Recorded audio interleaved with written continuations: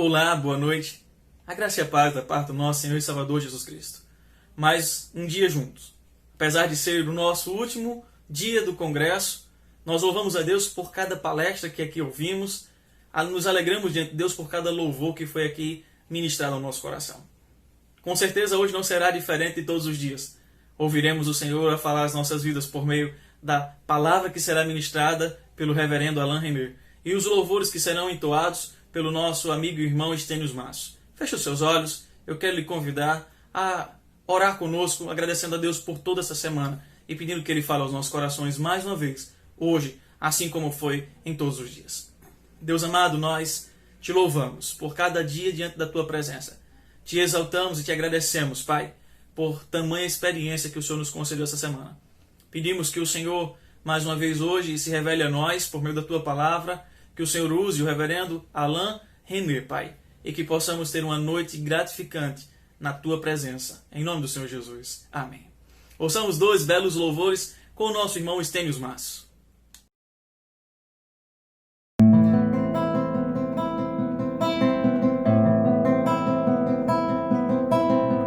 Ó profundidade da riqueza, tanto da sabedoria como do conhecimento de Deus.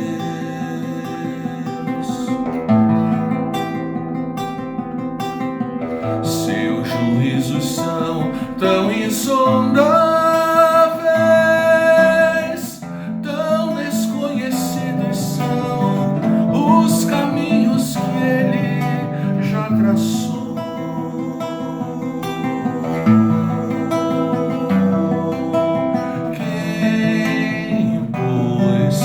Conheceu a mente do Senhor, quem foi o seu conselheiro, quem a Ele deu primeiro para ser restituído, pois dele, por meio dele, para Ele são todas as coisas, são todas as coisas. A Ele, pois, a glória eternamente. Amém.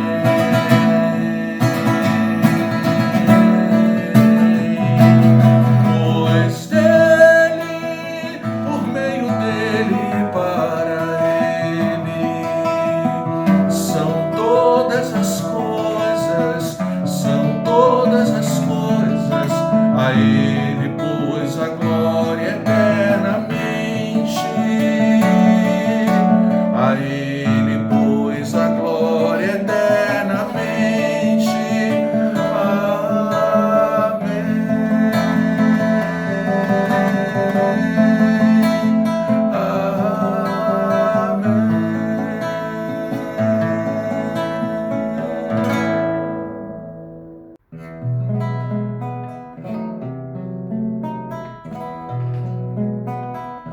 Criador de tudo, acima de todos, Teu nome é força, Teu nome é poder.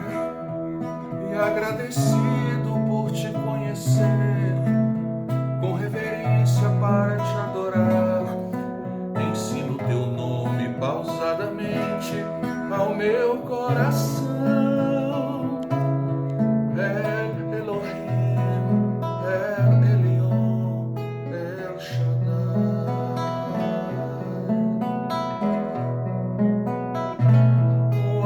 Existente, mas que se revela é Yahvé. Foi esse nome que despedaçou os pecados meus. Caí doente, então me lembrei de Yahvé Rafa, o Deus que me sara com uma palavra me fez levantar.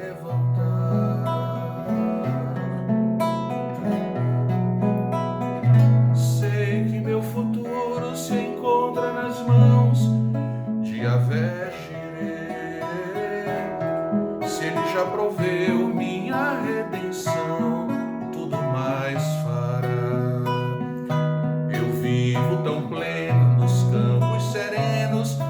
Yahvé Roi, Ele é meu pastor, nada mais me falta nessa vida aqui. Criador de tudo, acima de todos, teu nome é força, teu nome é poder. E agradecido por te conhecer, com reverência para te adorar, ensino teu nome pausadamente ao meu coração. El Elohim, El Elyon, El Shaddai. Yahvé Nissi é meu estandarte, a quem temerei. Yahvé Shammah, Ele é Deus presente para me ajudar. A minha justiça é sol do meio-dia. Yahvé Tzedequenu, a paz que eu carrego tem um belo nome. Yahvé Shalom, Criador de tudo, acima de todos, teu nome é força, teu nome é poder. E agradecido por te conhecer, com reverência para te adorar, ensino teu nome pausadamente ao meu coração. El Elohim, El Elyon, El Shaddai.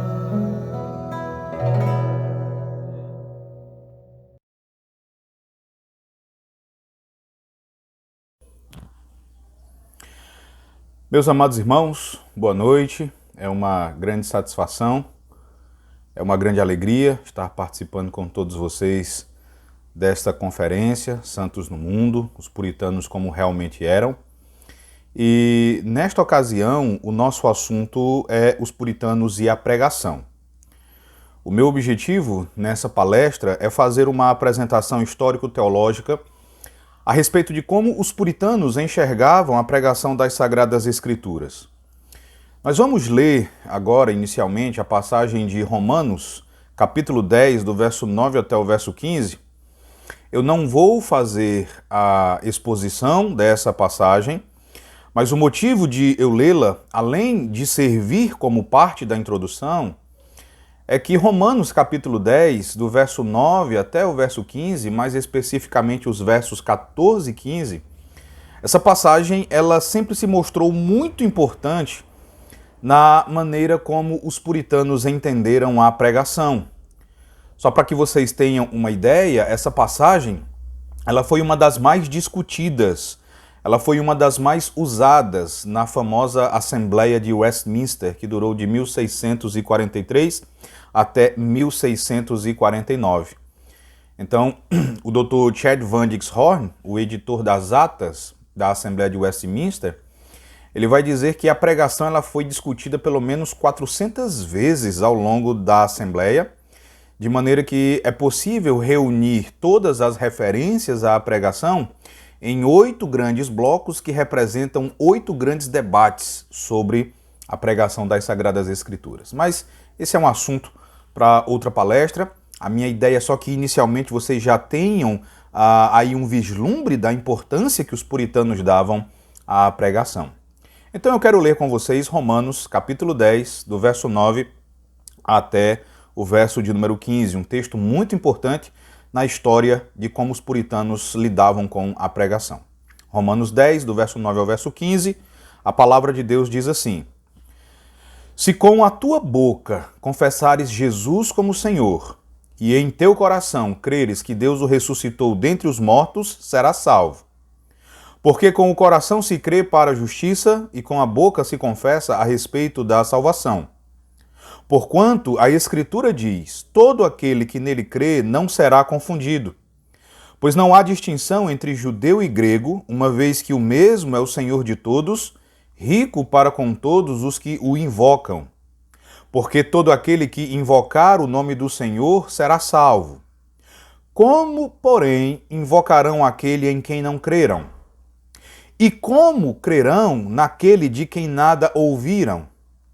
E como ouvirão se não há quem pregue? E como pregarão se não forem enviados? Como está escrito: quão formosos são os pés dos que anunciam coisas boas. Amém. Meus irmãos, todos os tópicos que até aqui foram abordados nesta conferência, todos eles estão diretamente ligados à pregação puritana. Isso porque, se nós pararmos para analisar devidamente, nós vamos perceber que foi pela pregação que os ensinamentos dos puritanos a respeito, por exemplo, do dia do Senhor, os ensinamentos dos puritanos a respeito da igreja, do culto, a respeito da devoção, da vida em família, foi através dos seus sermões que esses ensinamentos se espalharam pelas Ilhas Britânicas e também, não só nas Ilhas Britânicas, mas no continente e também em além-mar, na Nova Inglaterra. Quando você pensa a respeito do surgimento do movimento puritano, você deve lembrar que o movimento puritano, o seu surgimento está atrelado à sua pregação. É por essa razão que um autor chamado Joseph Steele, ele vai dizer que a pregação puritana é o próprio batimento cardíaco do movimento puritano. Ele chega a dizer que, na verdade, não seria exagero dizer que sem a pregação puritana não haveria puritanos. Não existiriam puritanos. Irmãos, tudo aquilo que os puritanos conseguiram foi principalmente por meio da pregação. Alguém pode de repente dizer que a imprensa colaborou, a imprensa ofereceu um enorme suporte, e isso é verdade. A imprensa foi sim um fator de grande importância, mas nós precisamos lembrar que grande parte, se não a maioria das obras dos puritanos que foram publicadas e então passaram a circular, a grande maioria consistia de sermões. A grande maioria dessas obras, editadas e publicadas, consistia de pregações dos puritanos. O Dr. Joseph Piper, em sua tese de doutorado, falando a respeito de como William Perkins contribuiu para o desenvolvimento da pregação puritana, ele vai afirmar que o púlpito foi o principal veículo da reforma puritana. Foi pelo púlpito que tudo foi realizado. Foi pelo púlpito que a reforma na Igreja da Inglaterra avançou. Outro estudioso dos puritanos, chamado Irvine Morgan, vai dizer que, em última instância, o puritano deve ser avaliado em termos do seu púlpito. E o nosso interesse, então, nessa palestra é triplo. Nós vamos, primeiramente, fazer uma rápida incursão histórica a respeito dos antecedentes da pregação na Inglaterra durante o período da rainha Elizabeth I. Logo em seguida, nós vamos observar a concepção dos puritanos a respeito da pregação, qual é a natureza da pregação e, consequentemente, do pregador, de acordo com os puritanos, e, por fim, nós vamos então observar 3 características distintivas da pregação dos puritanos. Então, esse vai ser o nosso roteiro. Em primeiro lugar, então, meus irmãos, eu quero falar com vocês a respeito da pregação na Inglaterra elisabetana, a pregação na Inglaterra durante o reinado ali da rainha Elizabeth I. A rainha Elizabeth I, meus irmãos, ela é lembrada em virtude da sua política eclesiástica e de como, na implementação dessa política eclesiástica, ela procurou resolver o problema da divisão religiosa que existia. Então ela era muito preocupada com a divisão religiosa que existia entre os seus súditos, uma divisão que era consequência do reinado da sua irmã. Você deve lembrar que antes de Elizabeth I, reinou na Inglaterra Maria, conhecida como Maria a Sanguinária, né? Maria Tudor, Maria a Católica. Então, uma das consequências do reinado de Maria a Católica foi uma profunda divisão entre os súditos. De um lado, você tinha aqueles que eram fiéis a Roma, aqueles que eram católicos romanos, e do outro lado você tinha um grupo de protestantes, muitos dos quais foram exilados durante o reinado da Rainha Maria, que tiveram contato com os reformadores em algumas regiões do continente, que viram a reforma avançando, que compreenderam o que é uma igreja reformada.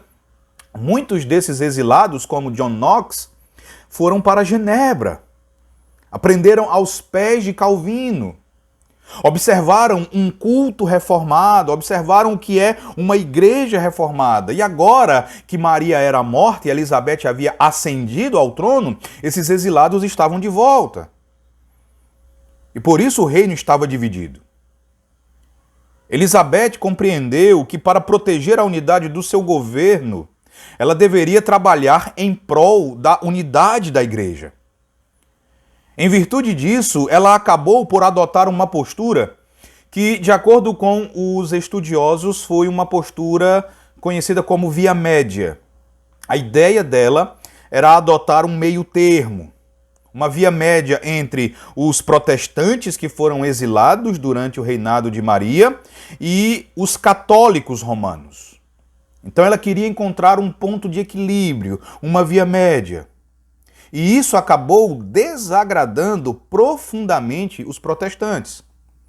Para complicar ainda mais a situação, no ano de 1559, Elizabeth, através dos atos de uniformidade e de supremacia, ela estabeleceu que, embora a doutrina devesse ser derivada da Bíblia, questões de liturgia, de governo e de disciplina eclesiástica deveriam ser decretadas pelo governante terreno sem nenhum apelo às Sagradas Escrituras, se assim o governante achasse necessário.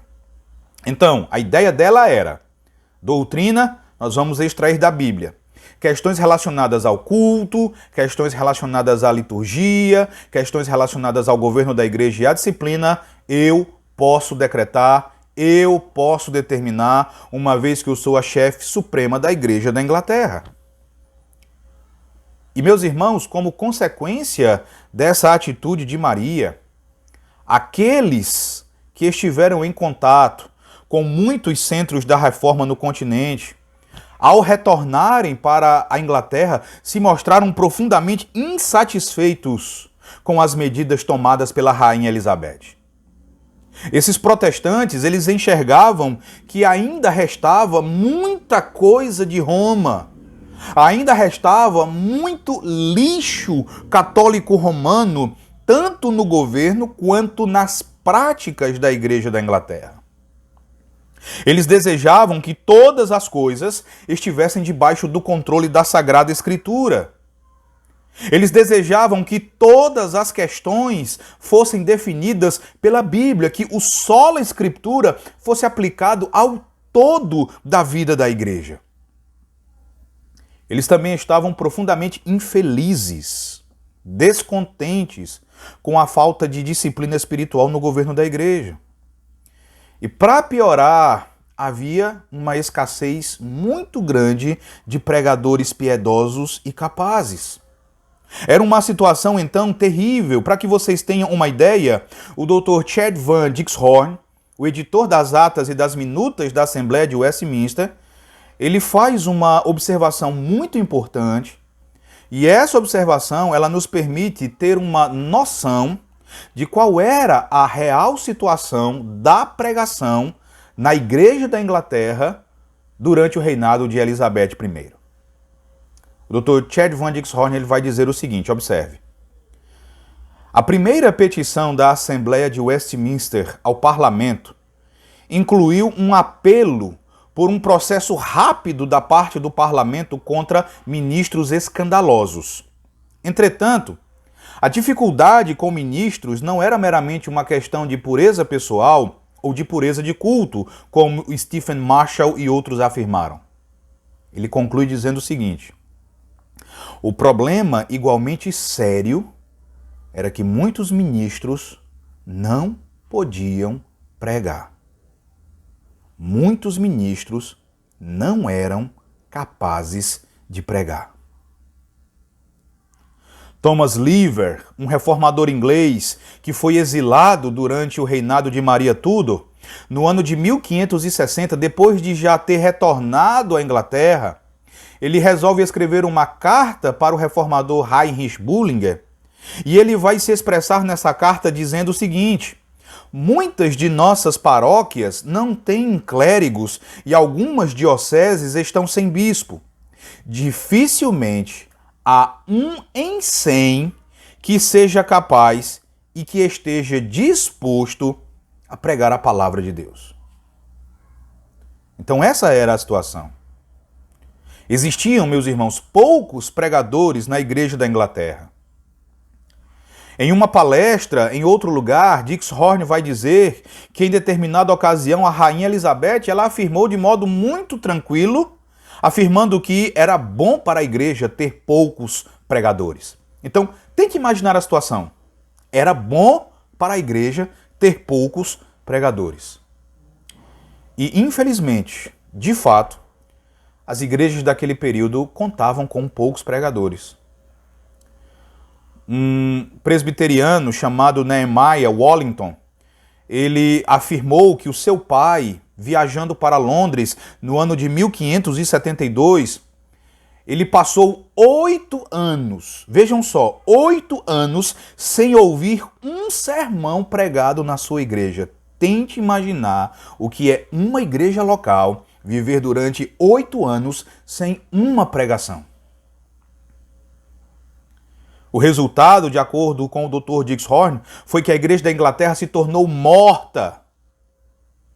Ou melhor, se tornou morna. E em muitos lugares se tornou fria. Em 1571, uma petição foi enviada à rainha, informando que um número infinito de súditos de Vossa Majestade, por falta de pregação da palavra, o único meio ordinário para a salvação das almas, está perecendo.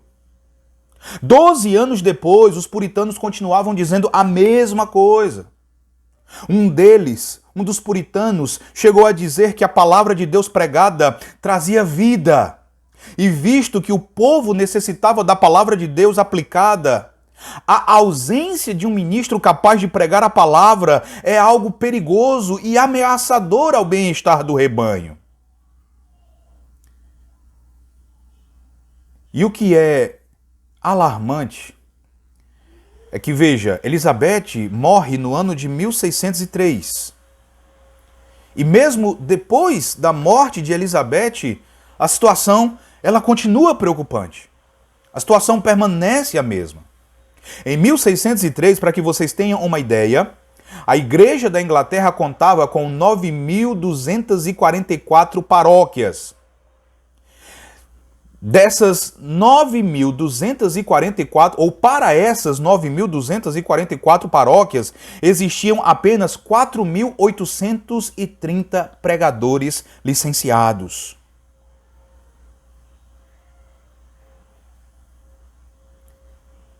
A mais grave consequência dessa escassez de pregadores, meus irmãos, foi uma enorme ignorância espiritual por parte dos membros da igreja. Os membros das igrejas locais eram ignorantes a respeito dos assuntos mais básicos da fé cristã. O Dr. Joseph Piper faz uma citação muito forte nesse sentido, dizendo que os protestantes piedosos ficaram horrorizados com a ignorância do povo acerca dos fatos elementares do cristianismo que séculos de papado deixaram para trás. A ignorância do sacerdócio era um pálido reflexo da ignorância das ordens inferiores dos leigos. Josias Nichols, um reitor puritano de Eastwell, em Kent, preocupado com a pouca atenção prestada à sua pregação, descobriu em uma investigação que em uma paróquia com 400 comungantes, mal 40, não chegava nem a 10%, mal 40 tinham qualquer conhecimento de Cristo. O que ele era em sua pessoa, o que ele era em seu ofício, como o pecado entrou no mundo, o que é a punição pelo pecado e o que acontece com os nossos corpos quando eles descem à sepultura. Então essa era a situação dos membros das igrejas locais.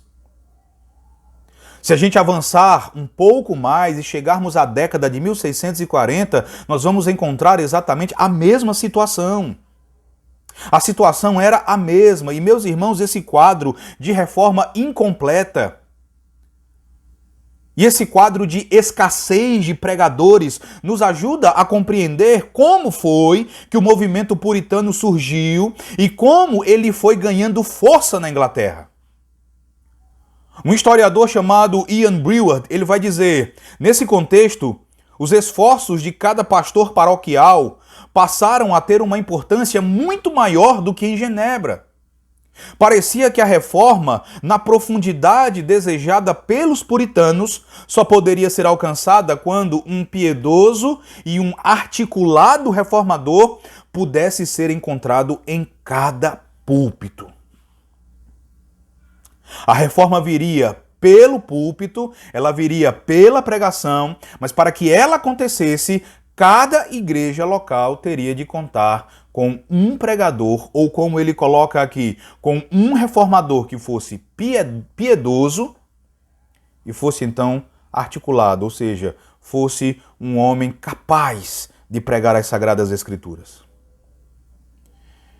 É por essa razão que você vai encontrar nos seus escritos os puritanos dando grande ênfase à importância da pregação.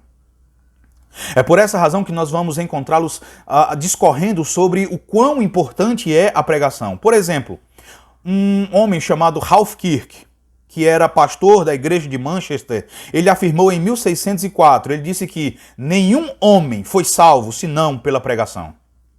Outro puritano chamado Nicholas Byfield, por volta ali de 1615, já durante o reinado de Tiago I da Inglaterra, Tiago VI da Escócia, ele afirmou em duas ocasiões distintas que as pessoas não poderiam entrar no céu senão pela pregação das Sagradas Escrituras.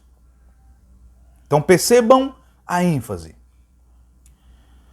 Você já deve ter ouvido a respeito de William Laud, um homem, um bispo anglicano que se tornou arcebispo da Cantuária no ano de 1633.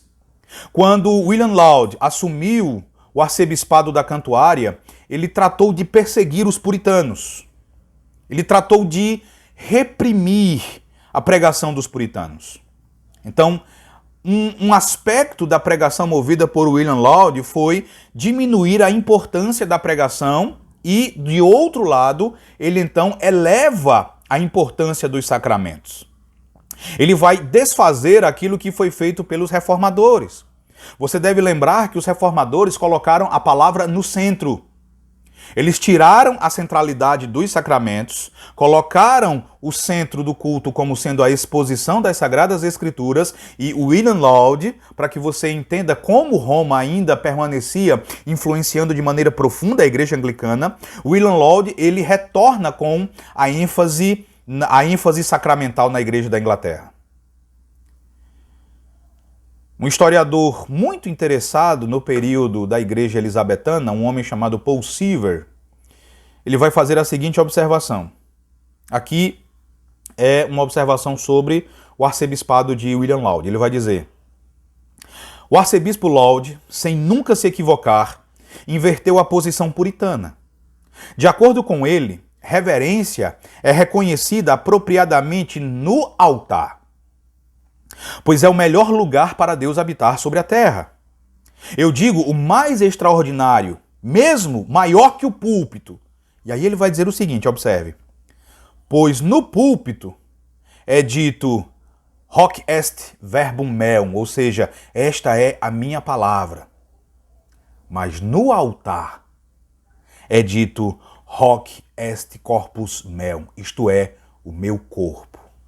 E a conclusão do arcebispo Laud é, e sem dúvida, uma reverência muito maior é devida ao corpo em comparação com a palavra de nosso Senhor. Perceba o raciocínio falacioso. O corpo é mais importante do que a palavra, então certamente o sacramento merece mais importância do que a palavra. Essa e outras afirmações do arcebispo Laud, meus irmãos, vão despertar inúmeras reações por parte dos puritanos. Os puritanos vão reagir a esse tipo de coisa. Um dos membros da Assembleia de Westminster, um puritano chamado Richard Heyrick, ele declarou aos membros da sua igreja em uma pregação, de forma até um pouco exagerada, ele disse que, em si mesmo, o céu não pode exibir uma criatura mais formosa e mais excelente do que um fiel pregador. Eu confesso que eu gostei dessa citação. Tá? Em si, o céu não é capaz de exibir uma criatura mais formosa e mais excelente do que um pregador das Sagradas Escrituras. No ano de 1640, mais especificamente em 17 de novembro, Cornelius Burgess e Stephen Marshall, eles pregaram à Casa dos Comuns e em cada pregação eles lamentaram a escassez de pregação no país. Eles lamentaram o pequeno número de pregadores. A própria Casa dos Comuns, no ano seguinte, em 1641, por causa das declarações do arcebispo Laud e por causa também do encorajamento de pregadores, a Casa dos Comuns declarou que a pregação é o caminho para levar as pessoas a um estado de salvação. A pregação é o meio para salvar as suas almas. E toda essa discussão, meus irmãos, vai culminar na Assembleia de Westminster. E para os fins da presente palestra, infelizmente, eu não vou poder aqui falar de como a pregação foi discutida na Assembleia de Westminster, tá? Aqui eu vou me limitar tão somente a fazer a recomendação de uma obra escrita pelo Dr. Chad Van Dixhorn. Essa obra está em inglês. Essa obra é intitulada God's Ambassadors, né? Os Embaixadores de Deus. Ele vai discorrer sobre como a Assembleia de Westminster entendeu a pregação, como esse assunto foi discutido aí ao longo de toda a Assembleia. Então fica a recomendação, tá? Eu não vou poder falar aqui detalhadamente daquilo que a Assembleia de Westminster fez, mas para nós aqui basta sabermos que a pregação estava entre os assuntos mais discutidos. Foi uma das principais preocupações dos teólogos da Assembleia. Tanto é assim que o Dr. Chad Van Dixhorn vai dizer que é possível identificar 8 grandes debates sobre a pregação das Escrituras no culto público. Então fica a recomendação se você tiver interesse em ler a respeito desses debates.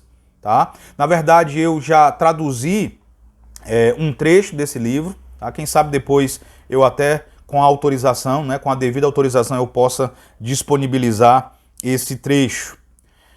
Então aqui nós temos um rápido esboço que nos permite entender o puritanismo como uma tradição estabelecida que, veja só, uma tradição estabelecida que valoriza a pregação. Uma tradição que valoriza a pregação como central para a igreja, como essencial para a igreja, como primordial para a saúde espiritual dos crentes.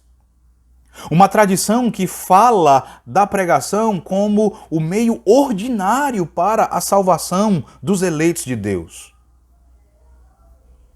Por isso aqui, nós que somos ministros do Evangelho, nós que somos ministros da palavra, pregadores do Evangelho, nós já devemos nos sentir constrangidos pela maneira negligente com que tratamos a pregação em muitas ocasiões. Esse constrangimento ele deve ser ainda maior quando nós recordamos que nós somos herdeiros desse movimento. Um movimento que exalta a pregação, que valoriza a pregação.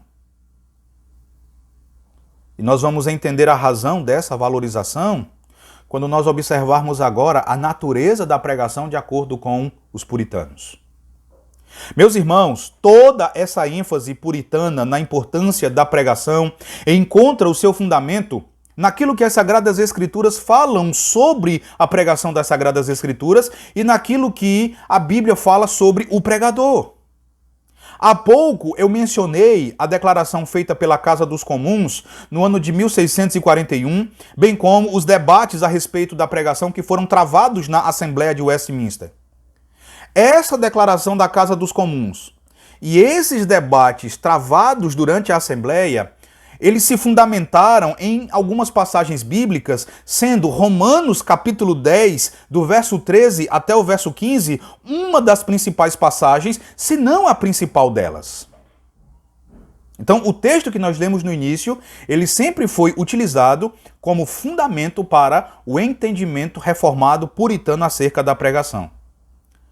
Sobre essa passagem, a Casa dos Comuns, em sua declaração, a Casa dos Comuns falou do ministro da seguinte maneira, veja só. O ministro é um embaixador enviado para publicar e espalhar a mente e a mensagem de Deus, apresentando o dever do homem, apresentando a salvação e também instruindo a igreja de Deus. Essa declaração teve como base Romanos capítulo 10, do verso 13 até o verso 15. E eu quero observar rapidamente com vocês um detalhe importante nessa passagem. Quando você estuda o assunto da pregação, você vai perceber que existem vários termos gregos que falam da comunicação do evangelho. Existem vários termos gregos no Novo Testamento que vão ser traduzidos para falar da pregação do Evangelho, para falar da pregação das Boas Novas, a pregação das Sagradas Escrituras. Só que, de acordo com alguns estudiosos, e aqui eu quero mencionar dois, tá? Você tem um teólogo bíblico chamado Jonathan Griffiths. Ele lançou um livro há uns 2 anos a respeito da pregação no Novo Testamento. E você também tem em português uma obra valiosíssima, escrita pelo pastor Paulo Anglada. E esses teólogos, eles vão dizer que dentre os vários termos que no Novo Testamento são usados para falar da comunicação do Evangelho, pelo menos 3 são termos semi-técnicos, pois são termos que falam especificamente, ou majoritariamente, pelo menos, da proclamação pública das Escrituras. São os termos euangelizo, katangelo e kerisso. Então, de acordo com o Jonathan Griffiths, esses são os 3 termos semi-técnicos para a pregação. O pastor Paulo Anglada vai dizer que desses 3, kerisso é ainda um termo ainda mais importante. Ele vai até dizer que é o termo técnico para a proclamação pública das Escrituras do Novo Testamento. Mas nós devemos entender, irmãos, que esses 3 termos, eles vão falar da proclamação das Escrituras, que é feita por um homem revestido de autoridade para fazer isso. Esses termos falam da pregação pública da palavra de Deus, que é feita por um homem nomeado de forma oficial, nomeado pelo rei para fazer essa proclamação. E desses 3 termos, o termo kerisso, o termo que de acordo com Paulo Anglada é o termo técnico, esse termo é justamente o termo usado pelo apóstolo Paulo aqui em Romanos capítulo 10, nos versículos 14 e 15. O verbo kerisso, meus irmãos, descreve a atividade realizada pelo arauto do rei, o kerix. E o arauto, meus irmãos, é o homem oficialmente comissionado pelo rei. É o homem investido com a sua autoridade. É o homem enviado pelo rei para se colocar diante dos súditos do rei como um embaixador e assim proclamar de forma fiel e também de forma autoritativa toda a vontade do rei.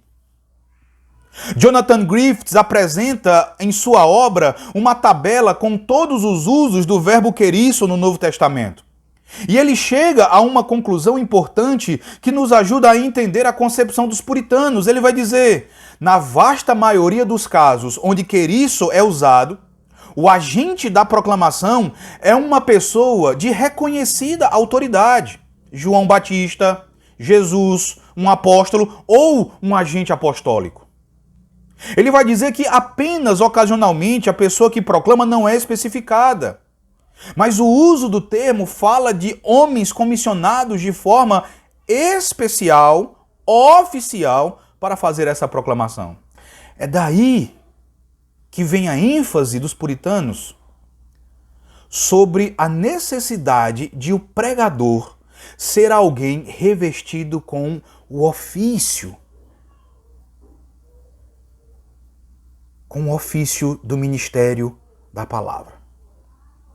É daí que vem a concepção, por exemplo, do nosso Catecismo Maior de Westminster, que na resposta à sua pergunta 158, diz que a palavra de Deus só pode ser pregada, e aí a referência é ao culto público, por aqueles que têm dons suficientes, que foram chamados para o ofício, que foram chamados para o ministério. E é interessante que você vai encontrar algumas pessoas dizendo, não, a tradução ou a versão original pode até trazer a palavra ofício, mas eu subscrevo a versão da IPB que diz que é a pessoa que é chamada para o ministério. Na pergunta 159, ainda que você diga que não é ofício ali, é ministério, a pergunta 159, na sua resposta, vai deixar claro que ministério ali é o ministério da palavra e dos sacramentos, ou seja, é o pastorado.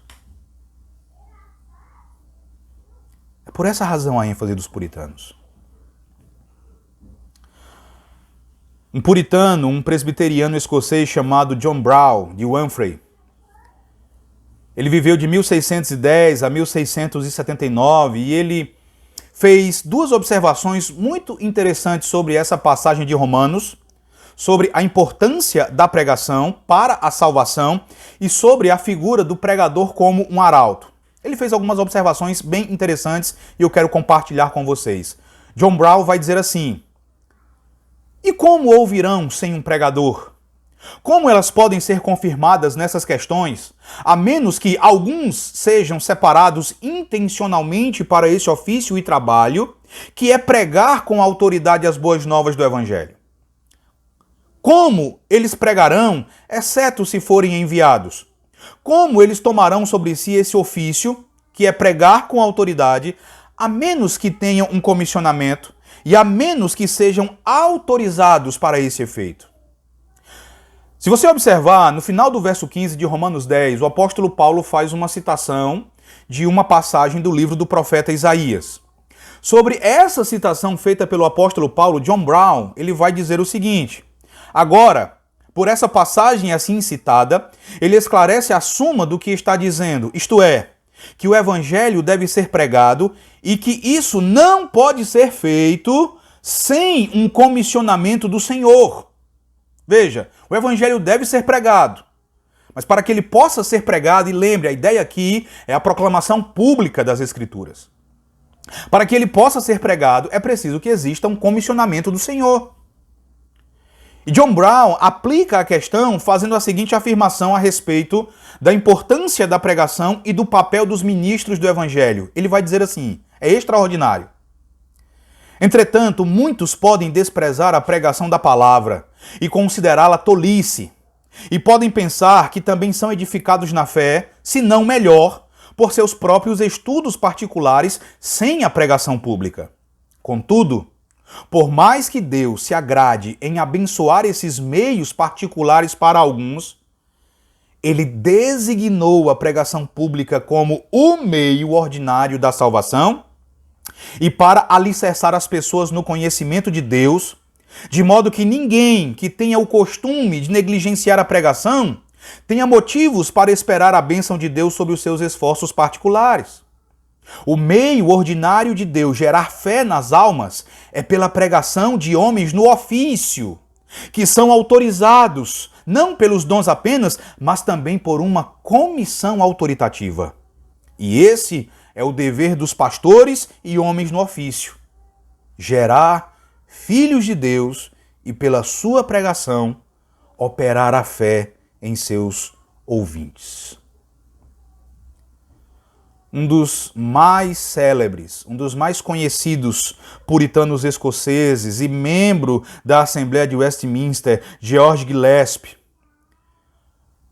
por ocasião das discussões a respeito da pregação das Escrituras na Assembleia de Westminster, ele baseou a sua argumentação tanto na passagem de Romanos capítulo 10, versos 14 e 15, como em outras passagens, só que Romanos 10 era o principal argumento de Gillespie. E ele vai apontar para a pregação do Evangelho como o caminho ordenado por Deus para salvar aqueles que creem. De acordo com George Gillespie, o ministério é uma ordenança perpétua da Igreja de Cristo e os ministros devem ser recebidos como embaixadores de Cristo, tanto agora como foi no tempo primitivo. Então, se você é um pregador do Evangelho, se você é um ministro da palavra, perceba a dignidade que esse ofício traz. Você é um embaixador de Cristo. Nós não paramos para pensar tanto a respeito do significado de ser um embaixador de Cristo. Mas é isso que nós somos. É isso que nós aprendemos com os nossos pais puritanos. Sobre o texto de Romanos 10, versos 14 e 15, Gillespie vai dizer: agora, embora tenha havido uma grande disseminação do Evangelho no mundo conhecido nos tempos dos apóstolos, ainda assim, esta comissão universal não foi tão perfeitamente executada e cumprida como será antes do fim. E, no entanto, todos os eleitos não foram reunidos naquele tempo. Mas muitos ainda devem ser reunidos, o que deve ser feito pela pregação. E aí ele vai perguntar: e quem pode pregar, senão o arauto? Quem desempenhará o ofício de arauto, senão aquele que é um arauto? Dixhorn esclarece que o que Gillespie estava tentando estabelecer é que pregadores, meus irmãos, devem ordinariamente ser separados para essa função. Ninguém pode simplesmente tomar para si essa decisão, ninguém pode simplesmente tomar para si esse ofício, ele tem de ser separado para isso, ele tem de ser consagrado para esse ofício.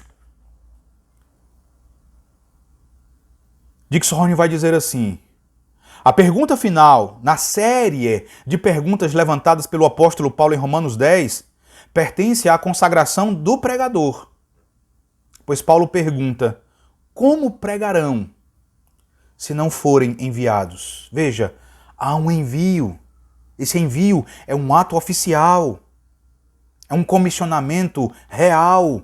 É o envio feito pelo rei para o seu arauto. Meus irmãos, os puritanos entendiam muito bem que aos pregadores são dados um chamado especial e um ofício especial. Pregadores são enviados. Pregadores servem como embaixadores. Para fazer uso da linguagem do apóstolo Paulo em 2 Coríntios, capítulo 5, verso 20, onde o apóstolo Paulo vai dizer: de sorte que somos embaixadores em nome de Cristo, como se Deus exortasse por nosso intermédio. Em nome de Cristo, pois, rogamos que vos reconcilieis com Deus. Pregadores são embaixadores de Cristo. Anthony Burgess, outro membro da Assembleia de Westminster, em um sermão sobre Jeremias, capítulo 23 e verso 22, ele lembra aos seus ouvintes que os ministros devem pregar a palavra de Deus como embaixadores. E nessa observação, ele também faz uma alusão a esse texto de 2 Coríntios. E quando eles falavam sobre essa passagem, os puritanos tomavam nota da distinção que há no texto entre vós e nós. Nós, que somos embaixadores, rogamos a vós que vos reconcilieis com Deus. Eles concluíam que aos pregadores é dado um papel ímpar. Aos pregadores é dado um papel extremamente importante. Outro puritano chamado William Goode, refletindo sobre 2 Coríntios 5, verso 20, ele vai dizer o seguinte: pregação é uma clara revelação do mistério da salvação por um fiel ministro. Ele vai dizer ainda que o ministro ele é separado por Deus, de acordo com a regra da palavra de Deus, para ser um ministro do Evangelho, para compreender os seus respectivos mistérios, e é capacitado para tornar esses mistérios conhecidos aos outros. Ele também permanece diante de Deus e, em nome de Deus, faz a oferta de salvação. Isto move os homens a crerem e a serem salvos. Este, diz ele, é o meio ordinário apontado por Deus para se alcançar a salvação.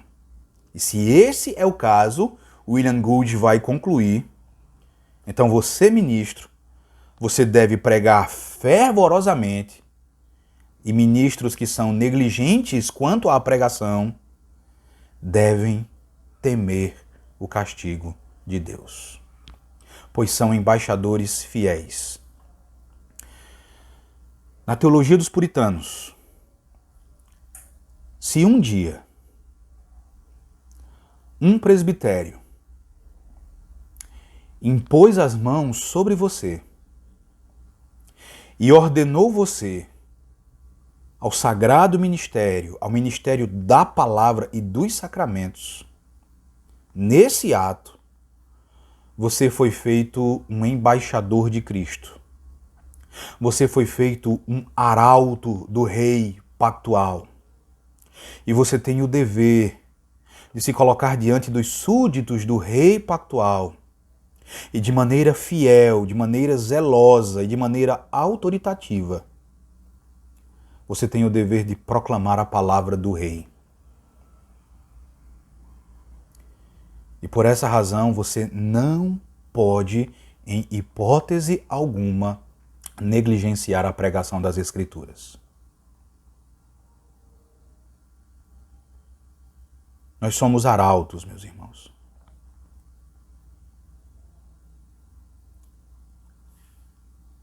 Em terceiro lugar, depois de termos observado um pouco do contexto histórico acerca da pregação no período elisabetano, e depois de termos observado o entendimento dos puritanos a respeito da pregação e também da figura do pregador, eu gostaria agora, em terceiro lugar, de esboçar algumas características distintivas da pregação dos puritanos. Então, em terceiro lugar, o meu objetivo é trabalhar pelo menos 3 características que tornaram a pregação puritana tão distintiva, tão diferente das demais. E na apresentação dessas características, meus irmãos, eu fiz amplo uso de um material muito bom, publicado em espanhol, um material intitulado Tópicos em Teologia Pastoral, Puritana e Reformada. Esse material é organizado pelo pastor Jaime Caballero, um pastor peruano, que é missionário na Irlanda, e ele escreveu um capítulo sobre a pregação e o ministério pastoral puritano e reformado. Nesse capítulo ele vai então trabalhar algumas características da pregação puritana e eu aproveitei muito desse material aqui, tá? A primeira característica apontada por ele, que eu também gostaria de compartilhar com vocês, é que a pregação dos puritanos era uma pregação necessária e urgente. Ou seja, os puritanos eles compreendiam a urgência e a necessidade da pregação. Eles pregavam imbuídos de um senso de urgência e de um senso de grande necessidade. Irmãos, imbuídos também da convicção de que Deus é soberano na salvação do homem. Os puritanos destacavam que Deus estabeleceu os meios através dos quais ele operará a salvação do homem e a edificação da sua igreja. E o meio ordenado através do qual o homem é salvo do justo juízo de Deus do inferno, de acordo com os puritanos, é a pregação. É a pregação das Escrituras, não há substituto. A pregação puritana também era marcada pela convicção de que, se não há pregação do Evangelho, não há salvação. Se não há pregação, não há salvação. E, meus irmãos, se não há salvação, a única coisa que resta para o homem sem Cristo é o justo juízo de Deus. Então, por essa razão, como afirma Jaime Caballero, os puritanos pregavam com a urgência daquele homem que quase pode perceber as chamas do inferno embaixo dos pés dos seus ouvintes, e que eles não serão salvos a menos que se arrependam, a menos que creiam. E eles só se arrependerão e só crerão se o evangelho for pregado. Então eu achei interessante essa figura. É como se o ministro pudesse ver as chamas do inferno embaixo dos seus ouvintes e então, movido por esse senso de urgência, percebendo a grande necessidade da pregação, o arauto se coloca diante das pessoas e proclama a vontade do rei. Richard Baxter, o famoso Richard Baxter, ele advertiu os ministros do seu tempo sobre a necessidade e a urgência da pregação. Na sua clássica obra, O Pastor Reformado, A nossa editora Cultura Cristã publicou essa obra com o título Manual Pastoral de Discipulado. Nessa obra, Baxter vai dizer assim: já demoramos muito. O tempo oportuno se esvai. Enquanto nos ocupamos de superficialidades, os homens estão morrendo. Ah, meus irmãos, quão rápido vão sem que cumpramos nossa tarefa. Nada disso desperta a nossa consciência para o dever de lhes testemunhar. Nada nos constrange à diligência. Thomas Hall, em sua exposição do texto de 2 Timóteo, capítulo 4, verso 2, onde Paulo diz a Timóteo, prega a palavra. Thomas Hall, um ministro presbiteriano, vai dizer, os ministros não somente podem, mas devem pregar a palavra. Há uma necessidade sobre eles. Sim, uma necessidade trazida com uma maldição para eles se não o fizerem. Que maldição é essa? Ele cita 1 Coríntios, capítulo 9, verso 16, quando o apóstolo Paulo vai dizer, ai de mim, se não pregar o evangelho. E Thomas Hall conclui dizendo, de tal maneira que ou eles pregam, ou eles então perecem. Então você que é pastor, você não somente pode pregar, mas você deve pregar. Você deve pregar a palavra. Há uma necessidade que você pregue. Uma necessidade que traz consigo um ai sobre você se você é negligente na pregação. Então ou você prega, ou você vai sofrer. Irmãos, as realidades da brevidade da vida, da certeza da morte, da iminência da vida eterna, ou melhor, da iminência da eternidade, eram aquilo que impulsionava o pastor puritano a pregar cada sermão como se fosse o último sermão que pregaria, ou como se fosse o último sermão que os seus ouvintes ouviriam. Então, toda vez que o pastor puritano subia ao púlpito, ele encarava aquela como se fosse a última vez, ou para ele, ou para os seus ouvintes. Ou ele não poderia pregar mais, ou os seus ouvintes não poderiam ouvir mais. Mais uma vez, irmãos, eu compartilho com vocês as palavras de Richard Baxter, que afirmou em sua obra O Pastor Reformado. Em nome de Deus, irmãos, acordem os próprios corações antes de subir ao púlpito. Estejam aptos para despertar o coração do pecador. Lembrem-se de que há uma condenação da qual devem ser avisados. Um pregador maçante, um pregador sonolento não os despertará. Falem ao povo como a homens que têm de ser acordados, ou aqui, ou no inferno. Em segundo lugar, ou a segunda característica da pregação dos puritanos, é que essa pregação era dirigida ao intelecto, à consciência e também às afeições da pessoa. A pregação dos puritanos, meus irmãos, abordava o homem como um todo. Ela falava ao seu intelecto em primeiro lugar, logo depois à sua consciência e também às suas afeições.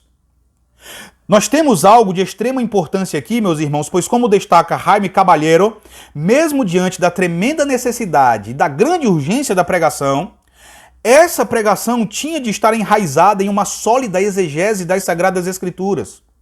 A pregação dos puritanos, ela tinha de estar banhada em doutrina e teologia, porque ela visava primariamente o intelecto dos seus ouvintes. Os puritanos pregavam sermões profundamente doutrinários. Eles pregavam às pessoas como seres racionais que são. Os puritanos entendiam que pensar, raciocinar é uma atividade essencial para a santificação. Eles se opuseram a Roma, uma vez que Roma entendia que a santificação estava atrelada a todo o esquema sacramental, ao fiel participar dos sacramentos, sem a necessidade de ouvir a pregação, de compreender a pregação. Os puritanos entenderam que isso estava errado. Eles entenderam que sem a palavra não há santificação. Pensar é essencial à santificação e por isso os seus sermões se dirigiam primariamente ao intelecto. O Dr. Joseph Piper afirma que a pregação dos puritanos era profundamente lógica também. Visando falar ao intelecto dos seus ouvintes, os puritanos estruturavam os seus sermões de uma maneira profundamente lógica. De acordo com ele, os puritanos acreditavam que o caminho apropriado para abordar a vontade e os sentimentos era por meio da mente. Para eles, a ordem era inviolável. Uma vez convencida da verdade, a mente está pronta para responder a essa verdade. E essa preocupação dos puritanos com uma pregação voltada ao intelecto, essa preocupação pode ser verificada naquele que é considerado o pai da pregação puritana, ou o grande responsável pelo desenvolvimento da pregação puritana, William Perkins. Na sua clássica obra, que graças a Deus nós temos em português, foi publicada aí pela editora Monergismo, A Arte de Profetizar, William Perkins define o método da pregação puritana da seguinte forma. Ele vai dizer que, primeiro, você deve ler claramente o texto bíblico das escrituras canônicas. Em segundo lugar, uma vez lido o texto, você deve expor o significado do texto à luz das próprias escrituras. Em terceiro lugar, você deve reunir alguns poucos pontos doutrinários úteis com base no sentido natural da passagem bíblica. E por fim, se o pregador for adequadamente habilitado, ele deve aplicar as doutrinas dessa forma explicadas à vida e prática da congregação em palavras diretas e simples. Em outras palavras, meus irmãos, em sua pregação, os puritanos extraíam uma doutrina do texto bíblico. Essa é a estrutura que você vai encontrar se você, de repente, tiver a oportunidade de ler um sermão puritano. Os puritanos liam o texto e do texto eles extraíam uma doutrina. Logo em seguida, eles apresentavam provas dessa doutrina e essas provas eram extraídas de outros textos bíblicos. No fim, eles então apresentavam uma série de usos. Os usos que você vai encontrar nos sermões dos puritanos nada mais eram do que as aplicações que nós fazemos hoje. Então eles concluem com uma série de aplicações dessa doutrina. Essa forma lógica de pregação era especialmente útil para falar ao intelecto dos ouvintes. Mas essa não era a única preocupação dos puritanos. Eles também estavam preocupados em alcançar a consciência dos ouvintes. Não apenas o intelecto, mas também a consciência. E ao fazer isso, meus irmãos, o objetivo dos puritanos era levar os ouvintes ao abandono do erro e à adoção da verdade. O objetivo deles era levar, digamos, você a abandonar o pecado e a praticar a piedade. Sobre isso, o Dr. Joel Bick vai dizer: a pregação franca e direta mencionava pelo nome pecados específicos. Então fazia perguntas para deixar bem claro na consciência dos homens e mulheres, na consciência também das crianças, a culpa por aqueles pecados. Então eles eram bem francos, eles eram bem diretos na sua pregação, e é interessante que hoje esse tipo de pregação é rechaçado em nossas igrejas. Se você prega um sermão mais imbuído de maior franqueza, né, de modo mais direto, você vai ser exortado a não pregar esse tipo de sermão, uma vez que você pode afugentar os visitantes podem de repente não mais voltar. Os puritanos não se preocupavam com isso. A preocupação deles era de como arautos do rei serem fiéis ao rei. E por isso eles mencionavam pecados específicos. Eles pregavam contra o pecado, porque o objetivo deles, além de serem fiéis ao rei, era de levar o pecador a abandonar o erro, a agarrar a verdade, a abandonar o pecado e a se firmar na prática daquilo que é agradável a Deus.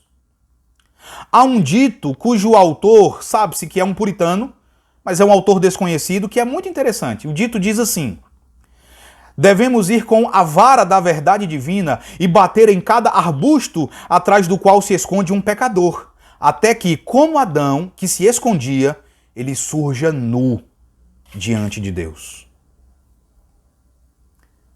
Como destaca o Dr. Joseph Piper, a prática santa da verdade era uma das marcas características da piedade puritana. E você vê essa preocupação com a prática da verdade, por exemplo, em um sermão pregado pelo puritano escocês, presbiteriano escocês Thomas Menton, em um sermão sobre Tiago, capítulo 1, verso 22. Thomas Menton afirmou: aqueles que praticam a palavra de Deus são os melhores ouvintes. É bom ouvirmos coisas que devem ser feitas e fazermos coisas que devem ser ouvidas. O melhor conhecimento é aquele que é mais prático. E o que ouvimos é o melhor quando termina sendo praticado. Isto é sabedoria.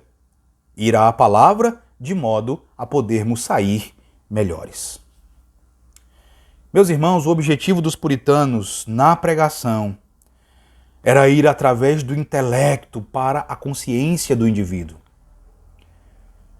O objetivo era mover a vontade do indivíduo à ação.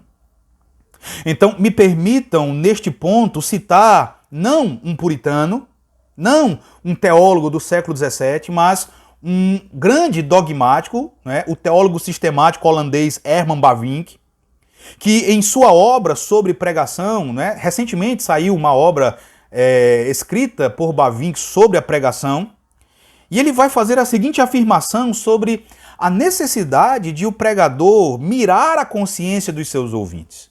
Bavinck vai dizer que o pregador ele deve pregar tendo a convicção de que a conversão é feita não por ele, mas pelo Espírito Santo, de maneira soberana, mas de acordo com Bavinck, na pregação, o pregador deve mirar a consciência do ouvinte como se tudo dependesse dele. Bavinck diz assim: se a conversão fosse dependente da vontade do homem, e se a vontade pudesse ocupar a si mesma com isso na superfície do seu coração, então a pregação do evangelho seria uma tarefa muito penosa para um homem. Cada sermão que não curvasse a vontade dos seus ouvintes seria um irrefutável testemunho contra o pregador, contra o seu esforço e contra a sua diligência. E como tal, uma intolerável auto-reprovação. Logo em seguida ele vai agradecer, ele vai bendizer a Deus pela conversão, por a conversão do pecador depender da ação soberana do Espírito Santo. E os puritanos, meus irmãos, eles eram completamente convencidos da soberania do Espírito Santo na conversão do pecador. Não obstante, a pregação puritana era lógica e apaixonada. Visava atingir a consciência dos ouvintes. Como alguns autores vão dizer, era lógica em chamas.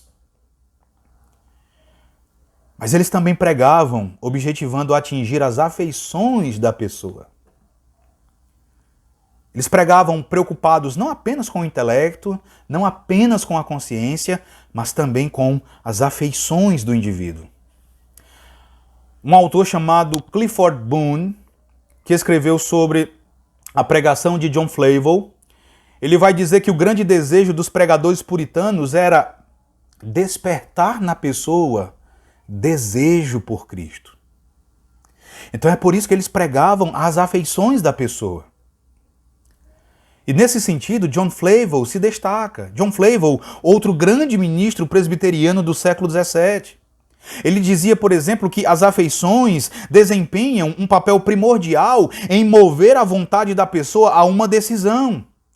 E essa influência, de acordo com Flavel, é especialmente importante quando as emoções do indivíduo são movidas por um novo entendimento que se assentou em uma mente iluminada pelo Evangelho. E na sua pregação, meus irmãos, Flavel objetivava que o ouvinte visse a Cristo, percebesse a beleza de Cristo, tivesse um vislumbre da glória de Cristo, que percebesse o quão amável é o Senhor Jesus Cristo e que desejasse a Cristo de todo o seu coração e assim se movesse em direção a Cristo. No prefácio a um tratado sobre Romanos, capítulo 1, verso 18, John Flavel vai falar sobre as suas pregações. Ele diz algo bem interessante, ele diz assim: em todos os sermões anteriores, eu implorei e cortejei por Cristo. Veja só, eu implorei e cortejei por Cristo. E como o servo de Abraão, para ganhar o consentimento da donzela, eu disse o que o filho do seu mestre tinha. E trabalhei para mostrar à donzela alguma parte das insondáveis riquezas de Cristo, se por qualquer meio eu pudesse encantar os seus corações e ser um instrumento para o feliz encontro entre ele e vocês. E como fala o apóstolo, o meu desejo sempre foi esposar vocês para um marido, a saber, Cristo. John Flavel pregou um sermão baseado em 1 Coríntios, capítulo 2, verso 2, ele deu o título de A Fonte da Vida a esse sermão, e ele vai fazer a seguinte aplicação falando aos ministros do Evangelho. E se você é um pastor, se você é um ministro do Evangelho, eu peço que você tome agora essa aplicação feita por ele para você. John Flavel disse assim: nós somos amigos do noivo. E é nosso chamado, como amigos do noivo, cortejar e conquistar almas para Cristo. É nosso dever exibi-lo às pessoas como crucificado diante dos seus olhos, como em Gálatas capítulo 3, verso 1. É nosso dever apresentá-lo em todas as suas excelências atraentes, para que todos os corações sejam arrebatados por sua beleza e para que todos fiquem encantados por seus braços de amor. Walter Craddock, um puritano do país de Gales, ele afirmou aos membros da sua igreja a respeito dos pregadores. Ele disse assim: nós pregadores não somos enviados para mandar escravos remar numa galé, nem para enviar homens brutos para execução na fogueira. Mas ele nos envia para conquistar vocês, para que vocês se tornem cônjuges dele, para que vocês se casem com Cristo. Eu creio, meus irmãos, que esses exemplos são suficientes para provar que o pregador puritano via a si mesmo imbuído da responsabilidade de evocar no coração dos seus ouvintes um desejo pelo Senhor Jesus. Muitas vezes esse desejo está ausente dos corações dos pregadores dos nossos dias. Cotton Mather, ele vai dizer que o grande desígnio e a grande intenção do ofício de um pregador cristão é restaurar o trono e o domínio de Deus nas almas dos homens. Por essa razão, pregue ao intelecto, pregue à consciência e pregue também às afeições das suas ovelhas, dos membros da sua igreja, almejando despertar um desejo pelo Senhor Jesus Cristo. A terceira e última característica da pregação puritana é que essa pregação era uma pregação simples. A pregação puritana, meus irmãos, ela era caracterizada pela simplicidade. E por simplicidade, eu tenho em mente a qualidade daquilo que é facilmente compreendido, aquilo que pode ser facilmente entendido. E em nada isso vai contra o que foi afirmado há pouco sobre a pregação puritana ser lógica e com um grande apelo intelectual. Nós devemos entender que simplicidade e intelectualidade não são antagônicas. Mais uma vez, William Perkins, o pai da pregação puritana, ele nos ajuda a entender isso.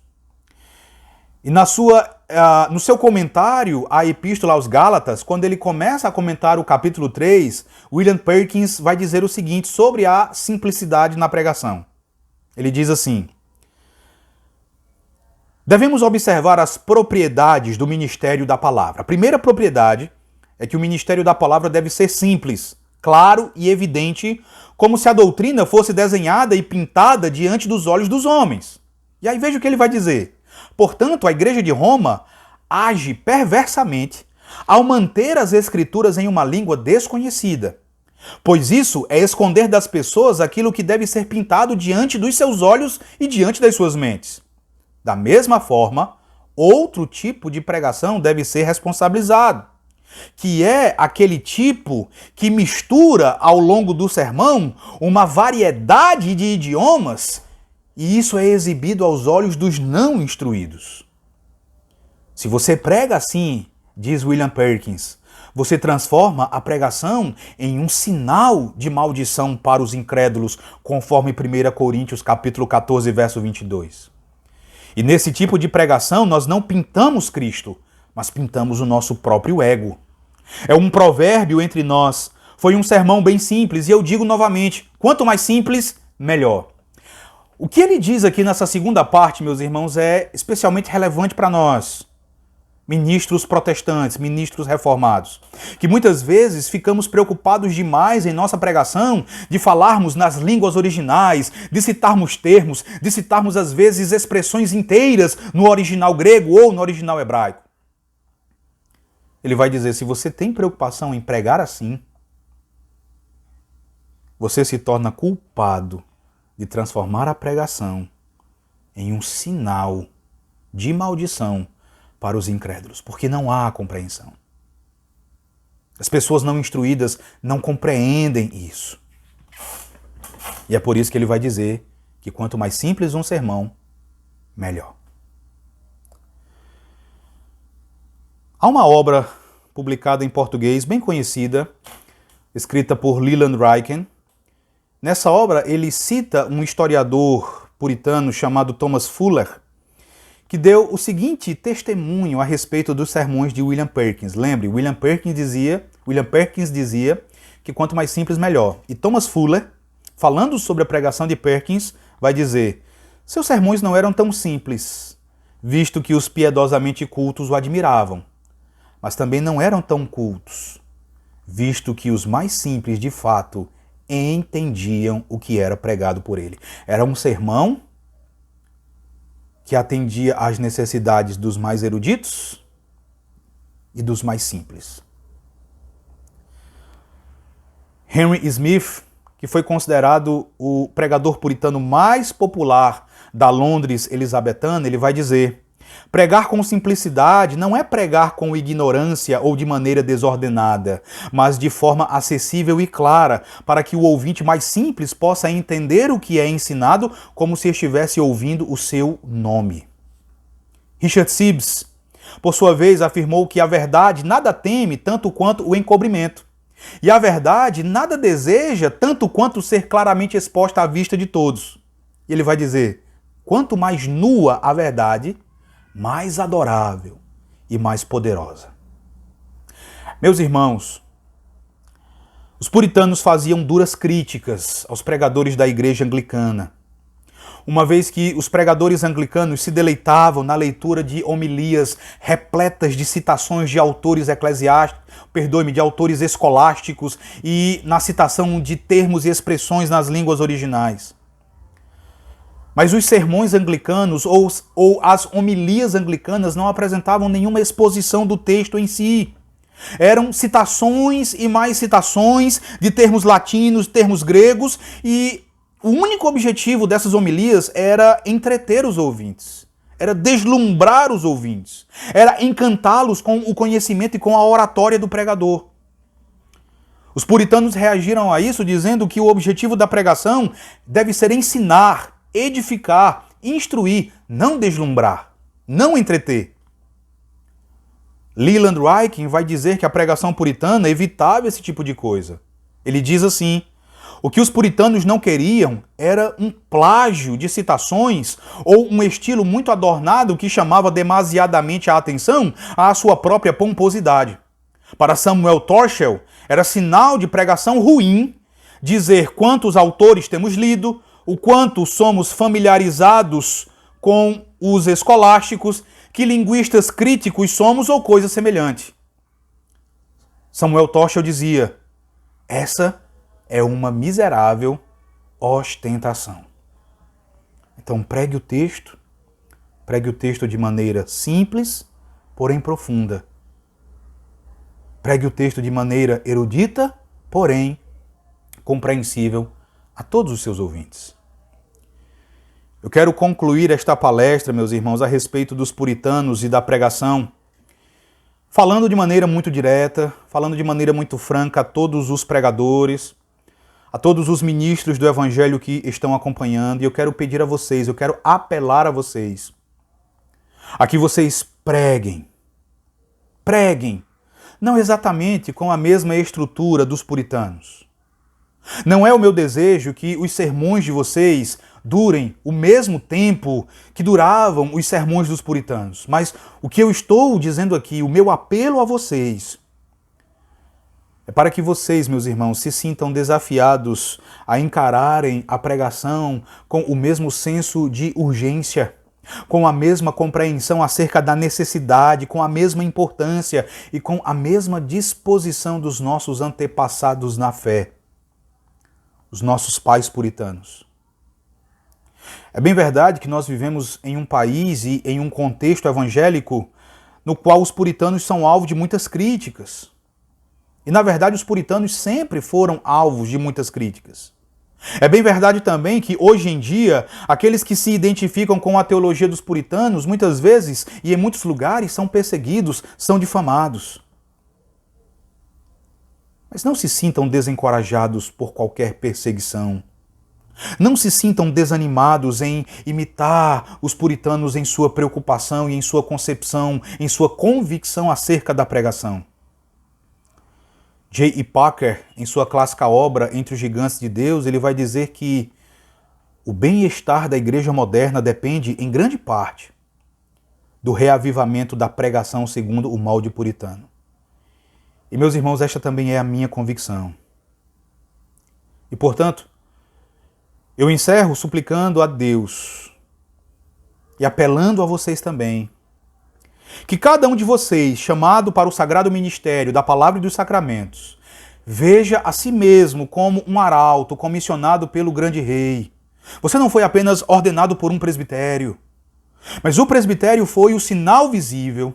O presbitério foi simplesmente um instrumento usado pelo grande rei, o Senhor Jesus Cristo, para oficialmente comissionar você, para que você proclame a sua palavra inspirada, inerrante e infalível. Para que você se coloque diante da igreja, diante das ovelhas de Cristo e pregando a palavra, você exija a obediência de todo pecador a Cristo. Você apresente a beleza e a majestade de Jesus de tal forma que os pecadores tenham os seus corações arrebatados e enternecidos pelo Espírito Santo. As nossas igrejas, elas precisam de homens. Elas precisam de pregadores imbuídos das mesmas convicções dos puritanos, para que a obra da reforma em nossas igrejas locais avance, e essa obra avançará pelo púlpito para a glória maior de Deus. Que o Senhor nos abençoe, que o Senhor abençoe você, ministro da palavra, você, pastor da Igreja de Cristo. Deus abençoe.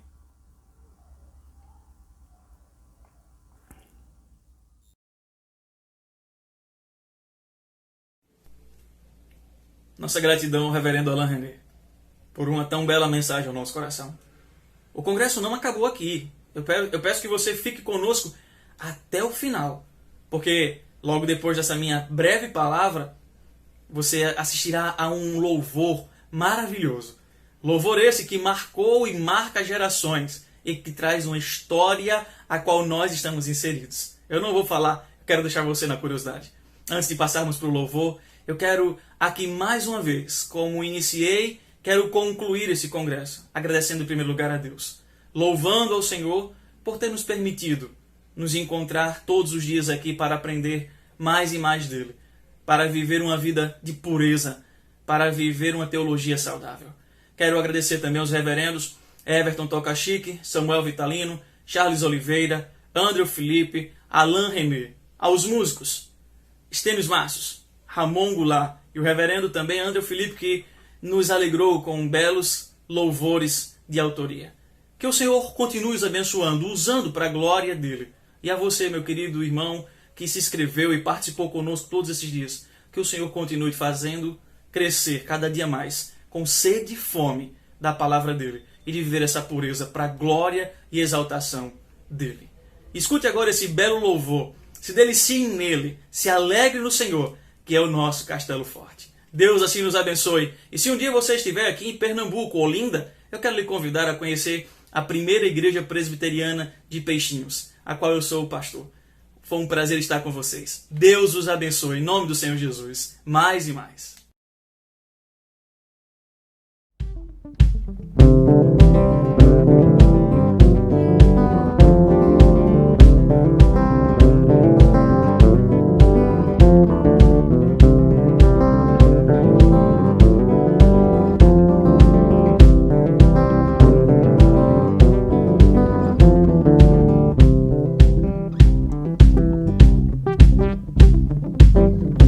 Castelo forte é o nosso Deus, espada e bom escudo. Com seu poder defende os seus em todo transe agudo. Com fúria pertinaz persegue Satanás. Com ânimo cruel fiel, igual não há na terra.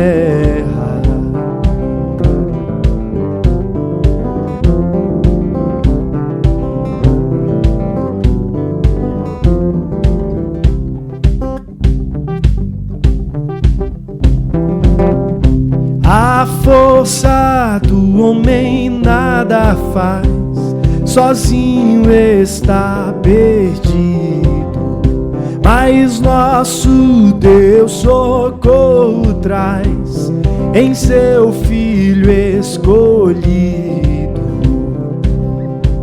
Sabeis quem é Jesus, o que venceu na cruz, Senhor dos altos céus, e sendo o próprio Deus, triunfa na batalha.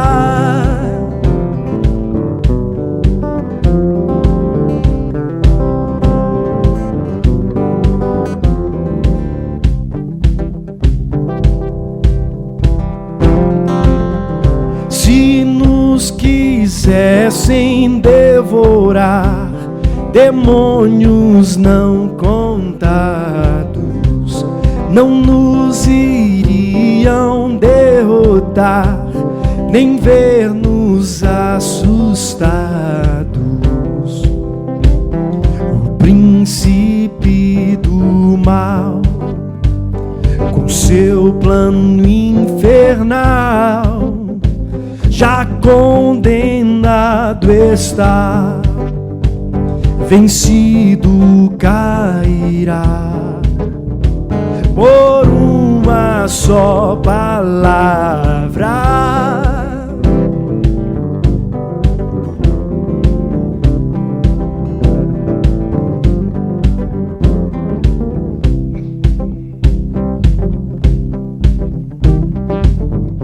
De Deus o verbo ficará, sabemos com certeza, e nada nos assustará, com Cristo por defesa. Se temos de perder famílias, bens, prazer, se tudo se acabar e a morte enfim chegar, com Ele reinaremos.